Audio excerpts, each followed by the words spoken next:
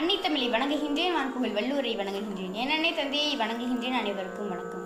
இன்றைக்கு ஒரு சிறிய பழமொழி என்னவென்றால், பொறுமை ஒருபோதும் தோற்பதில்லை, பொறாமை ஒருபோதும் ஜெயிப்பதில்லை.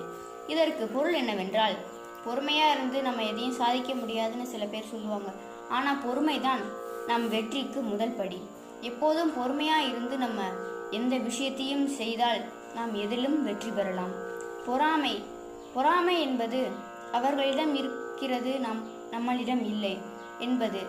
அதை நாம் ஒழித்துவிட வேண்டும். ஏனெனில் அவர்களிடம் இருப்பது அவர்களிடமே இருக்கட்டும், நம்மளிடம் இருப்பது நம்மளிடமே இருக்கட்டும். ஏனெனில் அவர்களாக இருக்கிறார்கள், நாமாக இருப்போம், பொறாமைப்படாமல். அதுதான் இந்த பழமொழி கூறுகிறது. பொறுமை ஒருபோதும் தோற்பதில்லை, பொறாமை ஒருபோதும் ஜெயிப்பதில்லை. எனவே பொறாமைப்படாமல் பொறுமையாக